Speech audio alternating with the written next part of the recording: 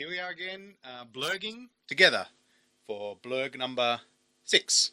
This week I'm going to show you another practice exercise, so we're going to continue with the practice exercises, and I want to just talk a bit about how I approach technique for playing basses. Because you know I'm all about that bass, no trouble, I'm all about. Because the bass is kind of the easiest sound to get when you're starting, you just hit it in the middle.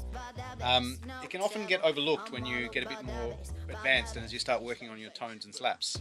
If that's the case for you, you might find that as you're playing rhythms that are a bit more complicated when you're moving between basses and tones, or basses and slaps, you might find that sometimes your hands get a bit more tripped up than they probably should. If that's you, that's what we're going to be working on today. If it's not you, give it a look anyway. So when I'm playing basses, like the basic technique, you can watch the technique video.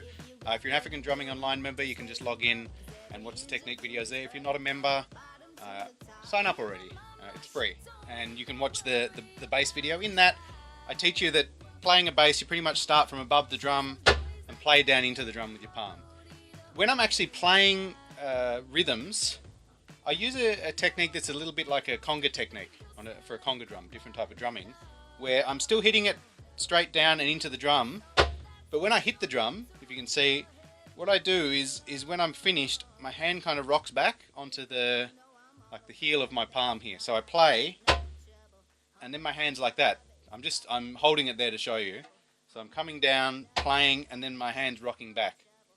And that's, I think, rather than playing straight up and down where you're going like this, again, using your wrist can help make it flow better. So what that can do is when you're playing, if I go really slowly, you come down, hit the drum with your palm, and then my hands kind of, it's like the front of my hands kind of bouncing off the drum, and my hands using the pushback from the drum to kind of come back to the position where it's ready for a tone. So I'm going like that. So I'm not going up and down and then across, or if I do it sideways, up and down and then across like that. I'm just going, hitting the drum, and then my hands coming back, and it's more circular. The way I like to describe it is it's like your hand's a dolphin, which I don't really know if that helps, but it's how I like to describe it. So I sort of think you're almost doing that with your hand, where you're kind of scooping it. You're not, like, don't do it like this is exaggerated. But rather than doing this kind of rigid square movement, you're kind of doing something that's a bit more curved. So your hand's coming in, and notice my wrist is sort of cocked back a bit as I come down. As I come down, my wrist straightens out. When it hits, it then kind of bends back from the wrist and comes back. So that's what I'm doing when I'm playing basses. Notice when I'm playing a bass, I'm not doing that. My hand just comes back to where it should be for a tone. So to help you work on that technique and hopefully get past doing this swimming sort of thing, that's what today's exercise is about. It's about moving between basses and your other sounds. So let me show you. So like last week's exercise, we're going to set the timer first. So a minute's a good starting point. So once again, set your timer. Also, like last week, we're doing the exercise sort of on each hand separately. So I'll do it with our right hand, then with our left hand. So starting with my lead hand, which is my right hand, I'm going to play the following. I'm going to play a bass, then a tone, then a bass, and then a slap. Like this. Bass, tone, bass, slap. They're the hits for the exercise. So there's 3 key points. First one is that your sounds are clean. So when you're playing your tones and your slaps, they need to be clean tones and slaps. They can't just be focusing on the bass and then the tone and slap kind of goes by the wayside. That's the first thing. Second thing is when you're playing the basses too. So you're focusing on your tones and slaps, but when you're playing the basses, you also need to play them firmly and play them with your hand hard. So you're not just sort of hitting like that, and you're definitely not hitting with your fingers. You're hitting firmly into the drum with full force of your palm. So no sort of, just because you're focusing on the hands doesn't mean hit lightly. So that's the second thing. And the third thing while you're doing those is because of the way the hits are structured, bass, tone, bass, slap, after your basses, you want your tones to come back to here, or your hand to come back to here, sorry. The same as when you're practicing your tones and your slaps, your hand should be in the same position. So bass, when you're playing a rhythm or playing fast, maybe you can't do it like that, but when you're practicing, this is a good habit to get into. So basses end up here. So 3 points, clean sounds, strong basses, hand back. Okay, so if we do the exercise, we're doing right hand, bass, hands coming back, tone, that's pretty good, and then bass. I can do the bass from here. So when I'm doing the bass from here, all I'm doing is just moving my wrist over and then going down. So I'm going from here, wrist over, down, like that. That's pretty much the movement. And it's more of a curve than a straight up and down.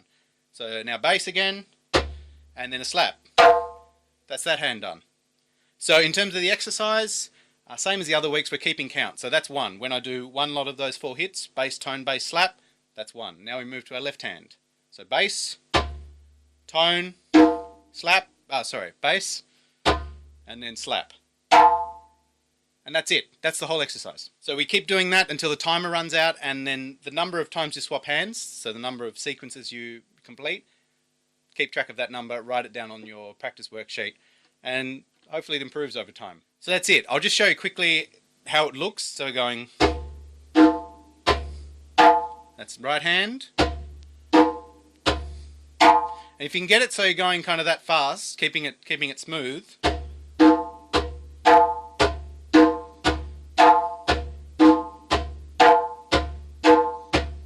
if you can get to that sort of level, that means you're doing really well. I don't expect it to be that quick at the start, and maybe you have to think about each sound, like bass, make sure it's ready, do a tone, now think about doing a bass, and now do a slap.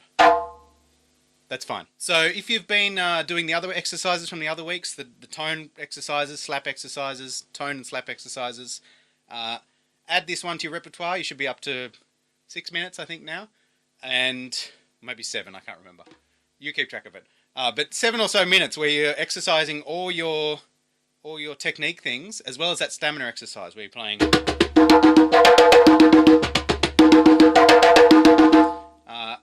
If you can do those exercises and do them every day, you will improve. That's enough for this week. See you next week. Thanks for watching the African Drumming Online blurb. If you have any feedback, suggestions, or requests for future blurb topics, please send me an email at jacob@africandrummingonline.com. If you're not already an African Drumming Online member, you can join up free to get access to all our drumming videos at africandrummingonline.com. Thanks very much.